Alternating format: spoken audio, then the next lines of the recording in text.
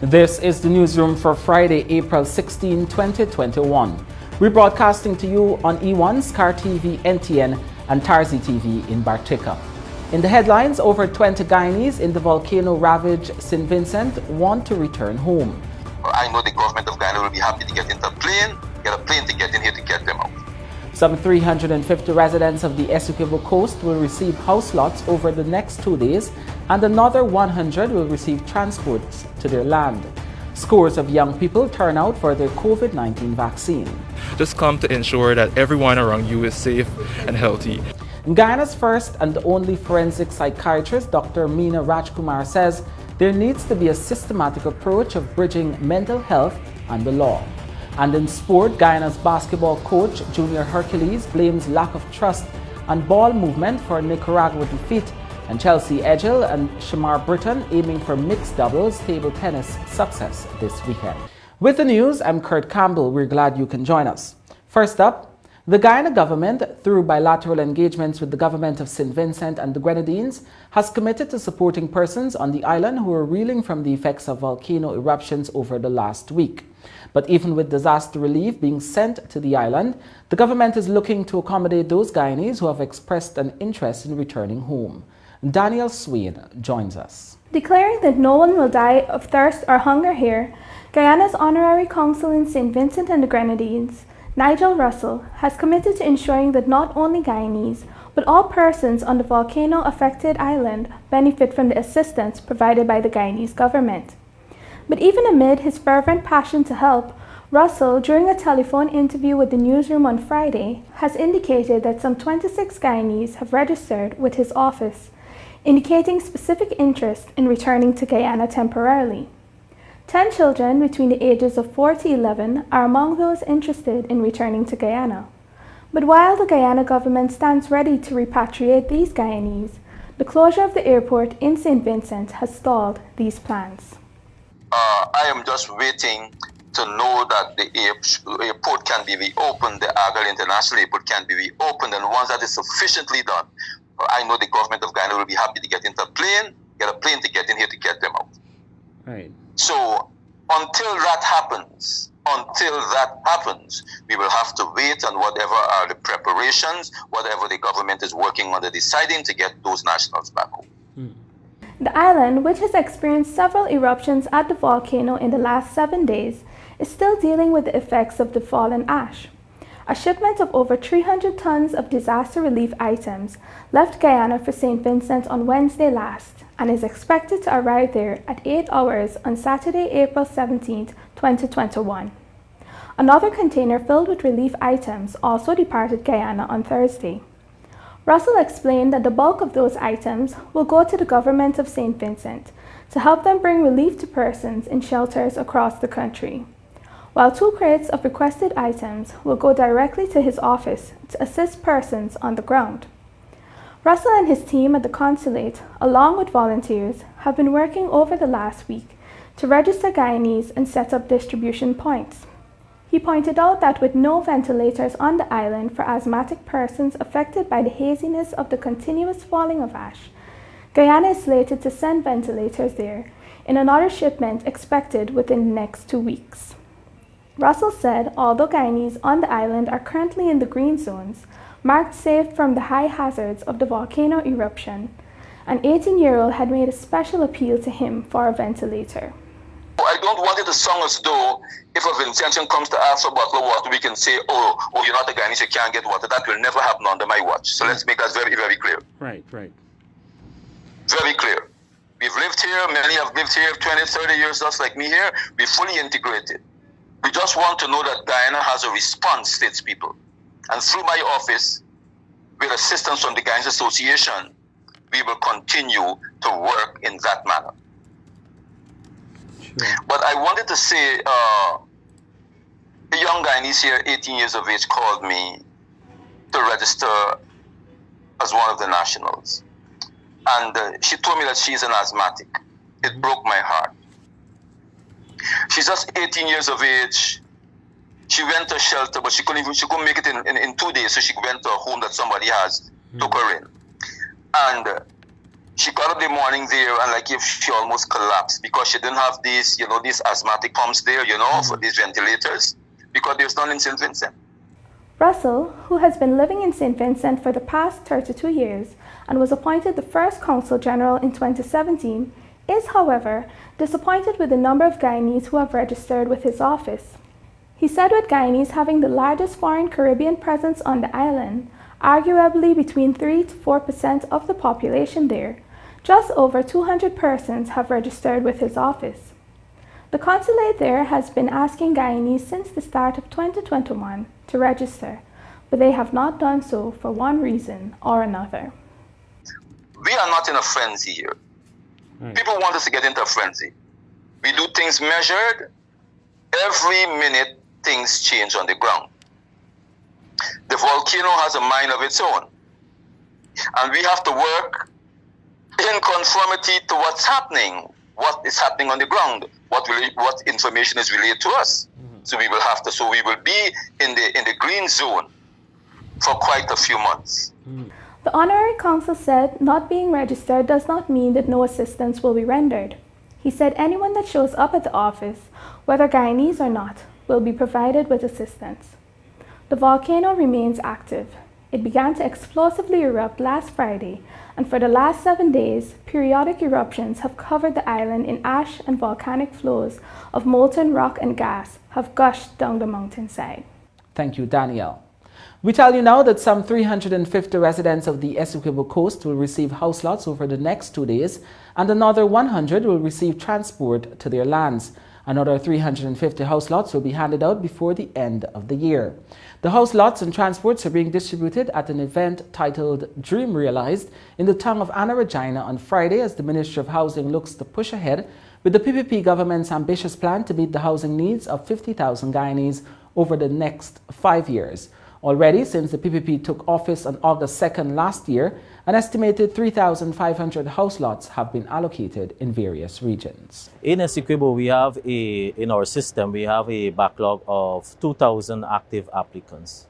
The exercise that we have here today is part of our commitment of making available 700 throughout this year.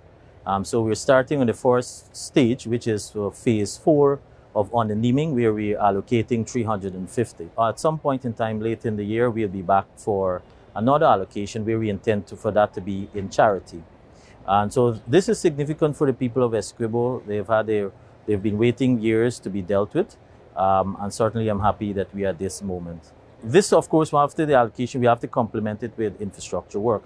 But we already have an existing phase 1, 2, 3 on the naming. Right now, we are assisting them with some lighting.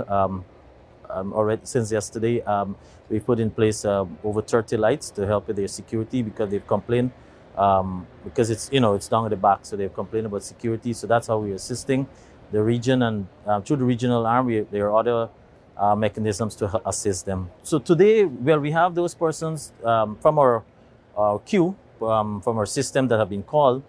We have all the departments of the Central Housing and Planning Authority represented. So even if you want to become a new applicant, you can get that done here. Even if you have a query, you want to know the status of the land allocation department is here. An important aspect here too is our planning department. Sometimes for the business community, they need guidance and advice as to the type of business that they would like to embark on. Where strategically they can get approval for land, and even for construction permit, because those permits has to go before the Central Housing and Planning Authority Board. So the planning department is here to aid in that. We also have the surveying department too, which falls under planning, to help in persons who have issues, existing schemes, who have issues of defining their borders, if they have issues about illegal occupants, we have the Community Development Department to address that. So all sections of the Central Housing and Planning Authority are here. In addition to that, throughout both days, both ministers will be here to anyone who would like to engage us on matters even outside of housing and water. Scores of young people turned out on Friday to receive their first dose of the COVID-19 vaccine. This followed the announcement on Thursday night that Guyana has moved into another level of its vaccination campaign for persons 18 years and older. The Newsroom's Daniel Swain visited the Ministry of Health Vaccination Center located at Brickdam, Georgetown, and filed this report. Young people have been at the center of the COVID-19 pandemic since the beginning, often facing backlash for not following COVID-19 guidelines. Yesterday, the Ministry of Health announced that persons 18 and over can now take the COVID-19 vaccine. Today, the Newsroom is at the Ministry of Health to talk to some of these young people to find out why they're taking the vaccine and how the process has been for them. My name is Daniel McCalmont and I'm 18 years old. I feel much calmer now that it's all completed. To see my fellow Guyanese here observing the COVID guidelines and just out here in numbers, it's I feel very excited. I decided to take it because I have to go out. I'm currently a student, so I have to go out, right? And I don't have the COVID. I don't have COVID, but I just want to ensure that my fellow Guyanese, my peers, family, friends are safe around me. Everyone is healthy. I am healthy, so that they could be healthy. I would like to advise everyone, young and old, my fellow peers, to come and take the vaccine. At this time, it doesn't really matter. There's no time to worry about who is the strongest, who has stamina, who's the toughest without the vaccine. Just come to ensure that everyone around you is safe and healthy. I'm Aditya Raj, and the reason why I took the vaccine is to protect myself from the COVID-19, and I encourage other people to do the same so they could protect themselves and others as well. And it wasn't that bad taking the vaccine, no pain, it's just a simple something. So I encourage everyone to do the same. My name is Anne-Marie McIntyre. I am a university student and today I got my vaccine. So during the process it was a bit, tedious. But when I went into the vaccination room, they explained that I have to sit down for 15 minutes for observation, which vaccine I'm going to be taking, and the side effects I might experience after taking the vaccine. I'm not a needle person, so it did pinch a bit, and the process of sitting 50 minutes to observe me was comfortable because they have AC. So I'm just gonna encourage everyone to come out to get a vaccine. I know you're skeptical, but the information is there. It's out there in the public. You can Google, you can research on the Ministry of Health page on the different vaccines that are available in the country. I took the Russian Sputnik V and it's 91% effective. I'm not going to say it will protect you 100% from COVID, but it will give you that 91% chance of not being hospitalized. So get your vaccine and we're going to be outside. I am Daniel Swain, reporting for the Newsroom. Thank you, Daniel. 2 more persons who tested positive for COVID-19 died on April 15, taking the country's death toll since March 2020 to 265. The latest fatalities are an 81-year-old female from Region 3, Essequibo Islands, West Demerara, and a 64-year-old man from Region 4, Demerara, Mahaica. They both died while receiving care at a medical facility. This takes the death toll for the month of April thus far to 31. Still in the Newsroom, Guyana's first and only forensic psychiatrist, Dr. Meena Rajkumar, says there needs to be a systematic approach of bridging mental health and the law. And the 25-year-old man is in dire need of a kidney transplant. You're watching the Newsroom. And Guyana's first and only psychiatrist, 39-year-old Dr. Meena Rajkumar, says there needs to be an improved, systematic approach of bridging mental health and the law through the use of forensic psychiatry. Dr. Rajkumar, who's employed by the Georgetown Public Hospital Corporation, spoke with the Newsroom on Friday. My name is Meena Rajkumar. I am a forensic psychiatrist. I'm the first and only forensic psychiatrist in the country. I came back just in March. I studied in Cuba. I've been studying in Cuba since 2006. Forensic psychiatry, just like any other specialty, we have subspecialties in this specialty. So forensic psychiatry basically is like an interface between psychiatry or mental health and law. Not only psychiatry, it's mental health and law. So psychiatry deals with the diagnosis, treatment, rehabilitation of the mentally ill, and also prevention of mental illness. So we also deal with them by treating them, right? And yes, these are the patients these are the persons who are like in prison, and they just come to the clinic. They come with a court order, or they come with a letter stating that they're asking for the specific evaluation to be done, and we see them like a normal person. We see them, we write, and we give them the report.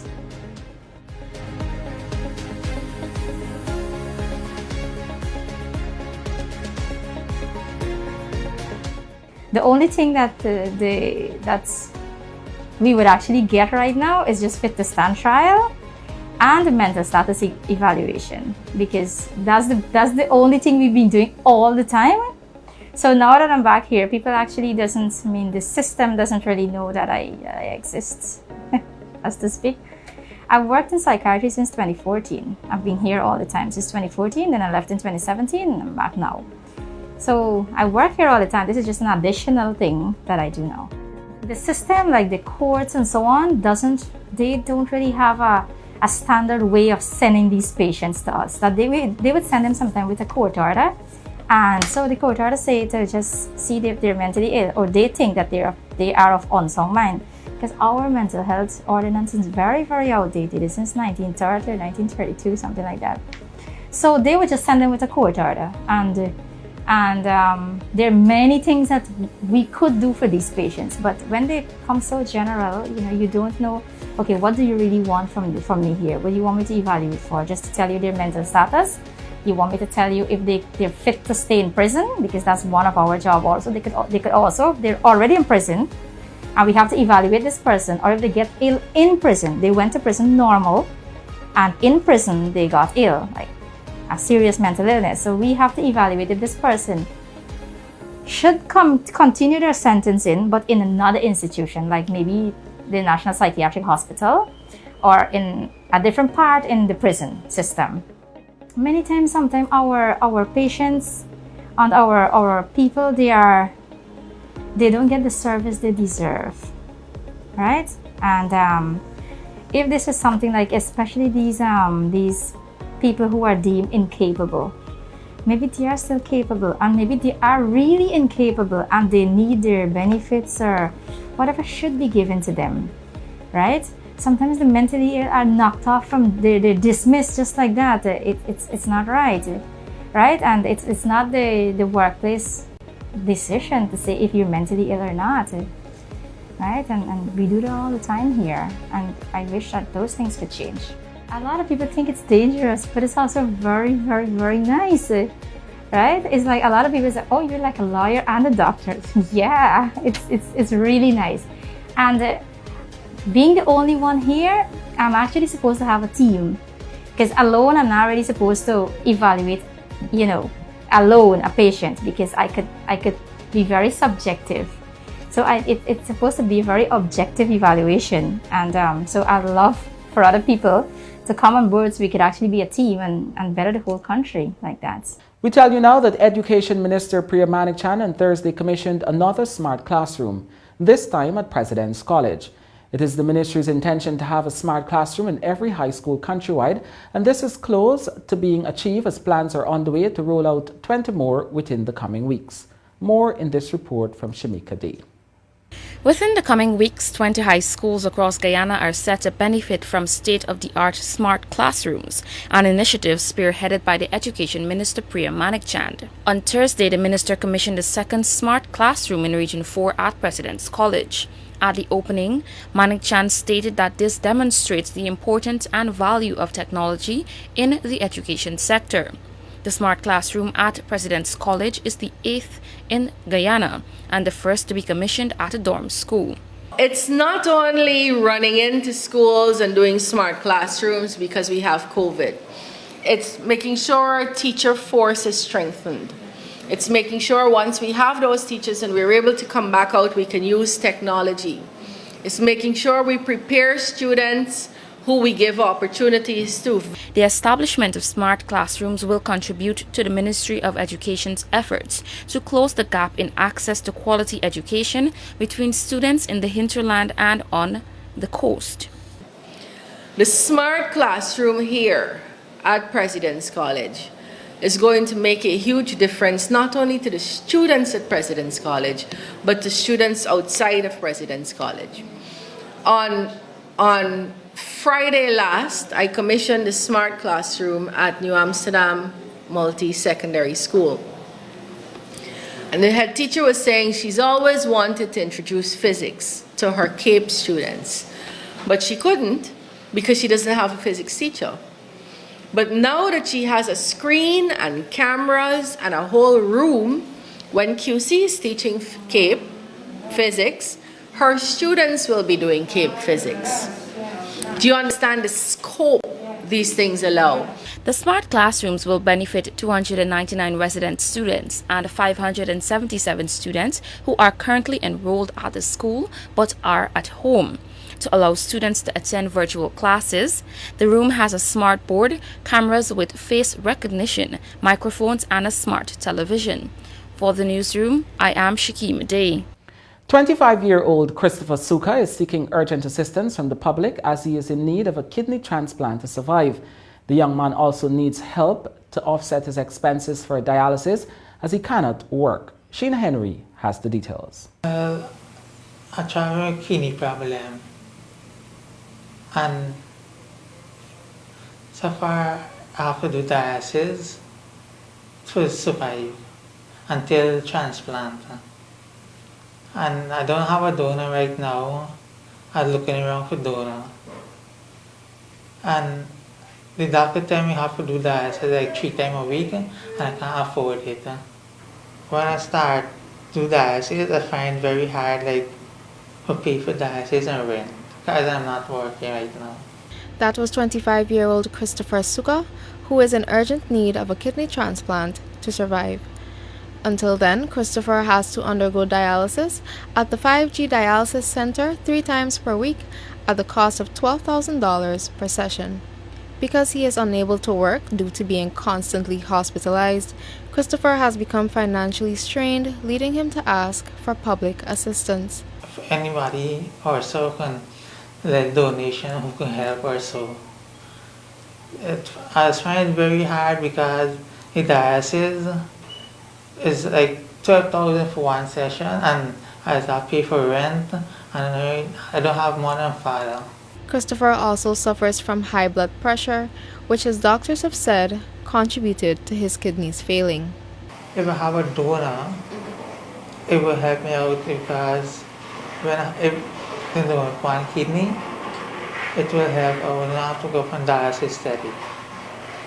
I will come out of dialysis, but the kidney would actually, if I have 1 kidney, it would work. I can live with 1 kidney. But I don't find a donor looking around right now. For the newsroom, I am Sheena Henry. When the newsroom returns, a nursing assistant is charged with operating a pyramid scheme. Back, you're watching the newsroom. 32-year-old nursing assistant Keziah Roberts was on Friday arraigned at the Georgetown Magistrates Court for obtaining monies from 4 women during the operation of an alleged pyramid scheme. Roberts of Epping Avenue, Bel-Air Park, Georgetown first appeared before Senior Magistrate Leron Daly and was not required to plead to the 3 counts of obtaining money by false pretense. The 3 charges alleged that between January 5 to 8, 2021, in Georgetown with intent to defraud, she obtained the sum of $80,000 each from Lynn Melville, Devika Heralal, and Melissa Rupai by falsely pretending that she was in possession to invest the money and to deliver $360,000. She was granted $150,000 bail, and the case is adjourned to May 21, 2020. Meanwhile, Roberts was later arraigned before Magistrate Anne McLennan on a 4th charge, which alleged that on January 19 at Turkine, East Coast, Demerara, with intent to defraud, she obtained the sum of $40,000 from Saskia by falsely pretending that she was in possession to invest the said money and deliver $120,000. She was released on $30,000 bail for the charge, and the matter is adjourned to May 21. The Chief Magistrate also ordered that Roberts lodge her passport at the court. She was further instructed to report to the Special Organized Crime Unit. An initiative coined the Pandemic of Performance was on Friday launched virtually to help businesses across the Caribbean cope with the harsh effects of the COVID-19 pandemic on the regional economy. More details in this report from Shamika D. The impact of the pandemic has been felt across all sectors, with some businesses being forced to temporarily shut down and employees required to stay at home. That, combined with supply chain interruptions and changes in consumer behavior, has substantially affected business operations and their viability. The aforementioned is what birthed the idea of the Pandemic of Performance, a regional initiative aimed at providing broad-based support to those individuals and businesses most affected by the COVID-19 pandemic. The event, being hosted by the Guardian Group, Ross Advertising Rethink, in collaboration with the University for Peace, established by the General Assembly of the United Nations, will see a series of entrepreneurial branding and inspirational webinars from April 21st, 2021 on International Day of Innovation and Creativity. At the virtual launching ceremony on Friday, Head of Group Branding and Communications at the Guardian Group, Aisha Bukat-Claxton, stated that the event will present innovative ideas to help transform businesses as the pandemic continues. As we examine the urgent needs of the Caribbean at this time, we found there were 3 areas of urgent need upon which we built this initiative, Pandemic of Performance. The first was the area of mental health, which is more than ever a global issue accentuated by the pandemic. Our lives have been altered overnight, and adaptation hasn't been easy for many of us.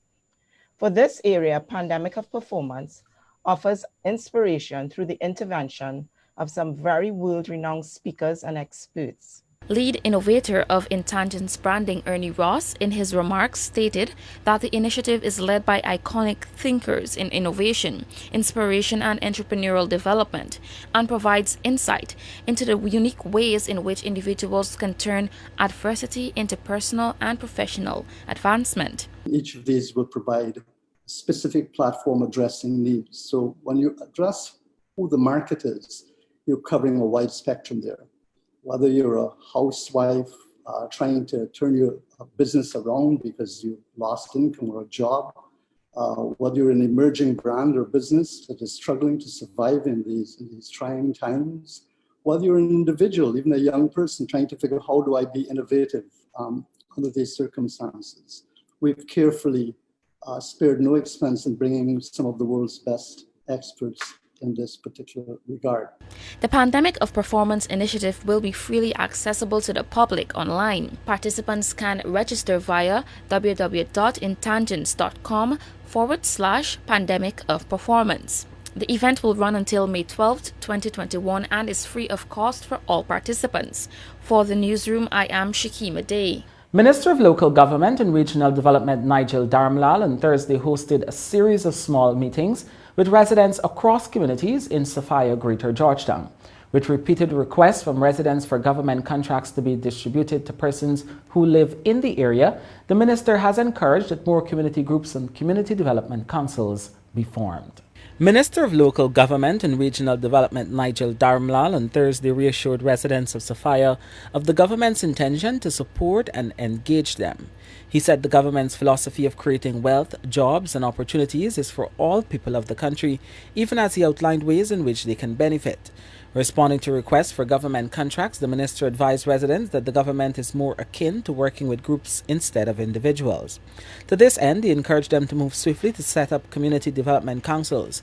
He said the government has realized that some persons are bent on manipulating the system, but this will be addressed. We think that rather than you give individuals, give it to the groups that will represent people from within the different communities. That is how contracts are given to them. And we have found, this has not happened now, we have found that 1 or 2 people tend to manipulate the entire CDC and make it, as you all are aware, a private venture for all of them. I have seen the name come up, and I spoke to the Minister of Agriculture. I sent David and Shellon over that we must stop all these individual contracts, and we have to give it to the different groups within the areas. CDCs are organized within the neighborhood democratic councils to effectively represent residents' concerns. The minister said the formation of these groups offer residents a structure through which it can engage with government. Dharmlal also advised residents on how they can use the groups to support the elderly, disabled, and school-aged children. We could have in Sophia A field at least 5 community enhancement workers. We will pay them $35,000 per month. They work 16 half days per month just to take care of enhancement work within a field. All right? And but you will have to determine who these people are, not me. I would suggest that you give it to people who are unemployed or people who genuinely need this, right? So the CDC can sit and you all can make that determination, right?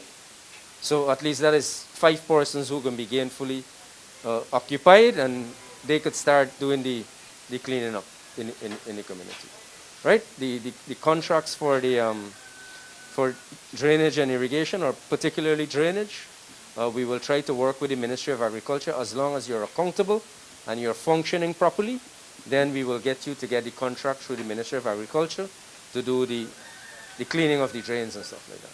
So that is another set of people who are going to be employed. When we are building physical infrastructure, we can also work through a CDC group, and then we get another set of people employed. You all understand? So it can't just be 5 persons all the time. So across the course of the year, we could get 25, 30 people, and you're taking, you're putting bread into somebody's mouth, 25 different families. Once groups are in place, the minister assured that his ministry, along with the Ministry of Agriculture, will work assiduously to address their concerns. Community development councils have been in existence for several years. However, the current government had accused the previous government of politicizing the arrangement. A revamp was promised when the government changed in August 2020. The government has been working to improve conditions in all communities. When the newsroom returns, the financial weather and bridge report along with sport.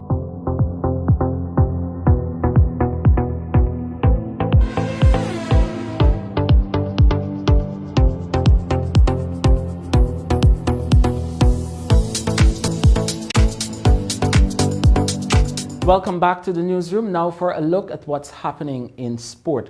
We start things off with some basketball news. Guyana got off to a losing start in the FIBA 2023 World Cup Americas pre-qualifiers in El Salvador Thursday night, going down to Nicaragua 73-84. The Guyanese would look to bounce back this evening when they take on Jamaica. More in this report. While the game was close at halftime, Nicaragua pulled ahead with a dominant third quarter, and though Guyana made a strong fight back in final quarter, it wasn't quite enough to secure a win.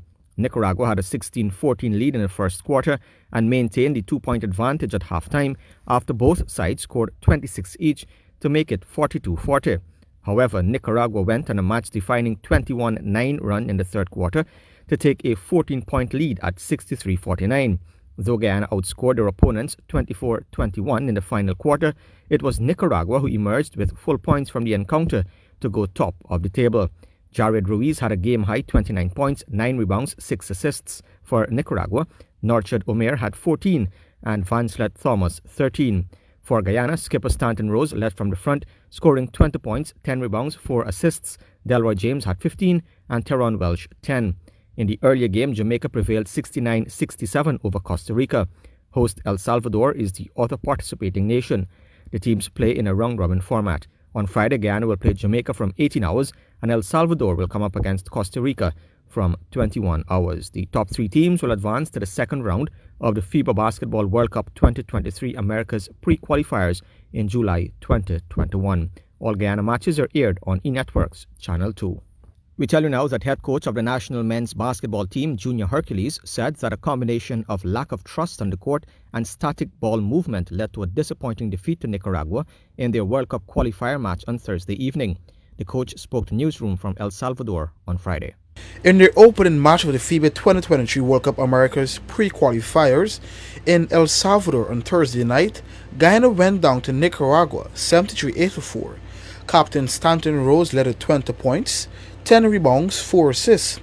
Delroy James had 15 and Teron Welch had 10. According to Hercules, while Guyana had a dominant position, he felt the players did not fully execute their roles and some lacked the trust of each other. I felt as though we didn't exercise the level of trust, and our ball movement wasn't as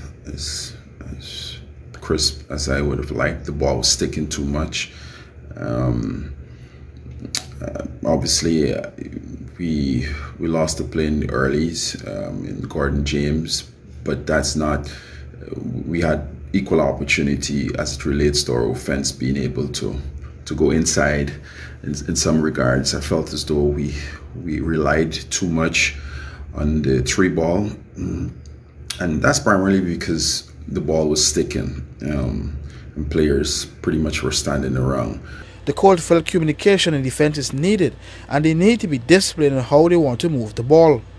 We obviously could have done a better job communicating on defense, because switching from a man to zone, which should require a level of communication for the help, and we struggle in that regard.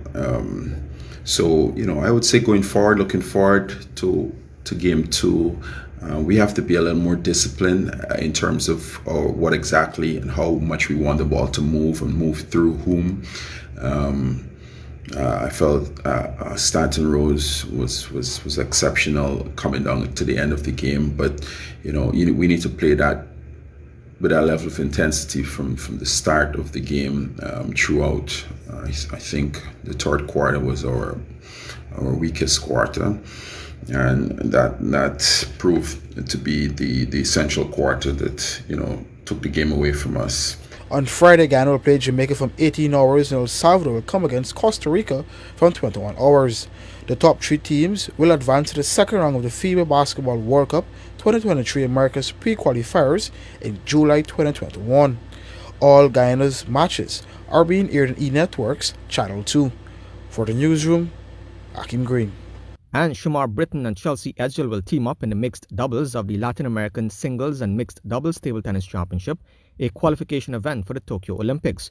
The former schoolmates, who both won Caribbean Under-21 gold medals, said they will look to their bond of familiarity to their advantage in their quest for mixed doubles success on Saturday.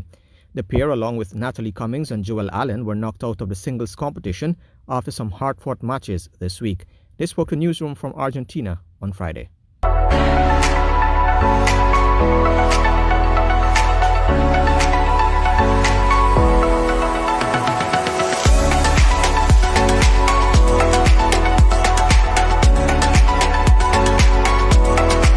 Experience in the singles, it was a tough outing going against some very seasoned, experienced players. I think, but the inactivity for the last 2 years, not playing international competition, showed up at some vital moments in my matches. But besides that, it was a good experience coming at my first Olympic trials. I think I became a better player as I've been here each day. I played a lot better in my second match than I did in my first match. So I think with a little bit more planning and preparation going into the next Olympic cycle, I'll be able to come in and give an even better showing and possibly qualify in 2024. I think that my performance at the Olympic trials this time around was much better than the last. Playing the first day was a bit harder than I expected because of traveling for so long and not being properly acclimated to the surroundings. But in the end, I still played well. 4 threes isn't a bad result because the girl, I realized she's a very good player. In the following rounds, she played even better than I expected. In the second day, playing, I was a bit more confident, a bit more comfortable, a bit more used to the surroundings, and therefore played a lot better in the first round against a player from Paraguay. She trains a lot. She played in Portugal as well for a bit. And playing the match was an eye-opener to how much I've improved and how much better I've gotten over the years. In the second match, I played made way before, and I would say that this time around my performance was way better. There was a bit more explosivity in my game, and that just a bit more experience and exposure was needed to overcome her. She's very experienced, a very good player, a very solid player, I should say the least, and to be able to show and to perform the way I did against her, I think it's show of all the years of hard work by my team, my coaches, everyone who supported me throughout this entire process. I think, they really believed when I didn't, and it helped me and, pushed for such a performance.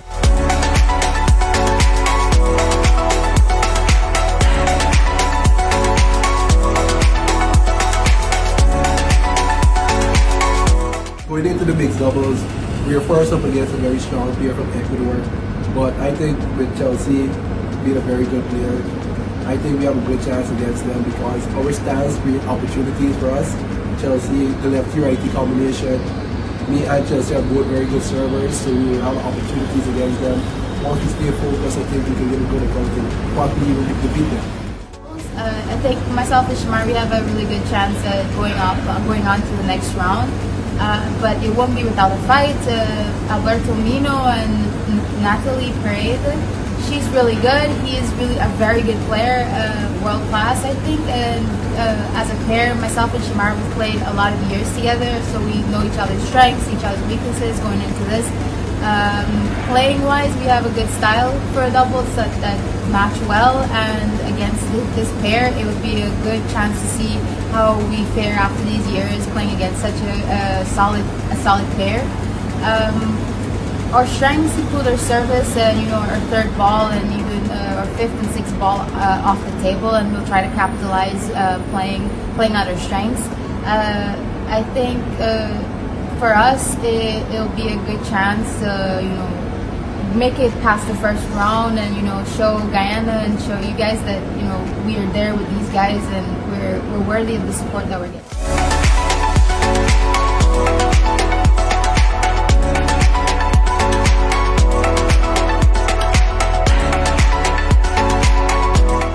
I would like to thank everyone from Guyana who supported this journey, supported the venture, supported the dream. These past few days was hard, but it was all worth it. And seeing all the congratulatory messages, all the words of encouragement, it means a lot that so many people in Guyana are beginning to realize how important the sport is to us, and the seriousness behind it, and how much it takes for us to come out here and show and do what we've done. It's no easy feat, and all of my teammates, we want to say thank you to everybody who's played a vital role. For myself, all the people who've helped in the last 2 years to show that Guyana has the ability to do what we did this time, and we want to show you that in the future that there's better to come. Cricket news now. Chennai Super Kings won their first match of IPL 2021 and jumped to number 2 on the points table behind unbeaten Royal Challengers Bangalore.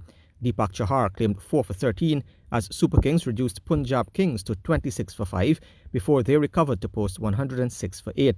Shah Rukh Khan top scored with 47 of 36 as Sam Curran, Moeen Ali and Dwayne Bravo took a wicket each.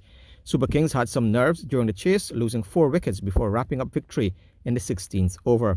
Moeen Ali led the way with 46 of 31 while Faf du Plessis batted through to the end on 36 not out. Mohammad Shami claimed 2 for 21. IPL action continues on Saturday with defending champions Mumbai Indians facing former champs Sunrisers Hyderabad from 10 hours. And world 100-meter champion Christian Coleman has had his 2-year ban for missing 3 drug tests reduced by 6 months following an appeal to the Court of Arbitration for Sport. The 25-year-old American will still miss the Tokyo Olympics starting in July as the ban runs until November 14. He can, however, defend his world indoor and outdoor titles next year. Coleman, who won 100-meter gold at the World Championships in Doha in 2019, was first provisionally suspended in June 2020 after missing a 3rd test in December 2019. The indoor 60-meter world record holder did not contest his first missed test on January 16, 2019, but disputed his filing failure on April 26, 2019, and whereabouts failure on December 9. The Athletics Integrity Unit's investigation into his rule violations said there was no suggestion he had ever taken a banned substance. However, Coleman's attitude towards his anti-doping obligations was described as, quote-unquote, entirely careless, perhaps even reckless. And with that, we've come to the end of the news for this evening. My name is Avinash Ramzan. Thanks for watching.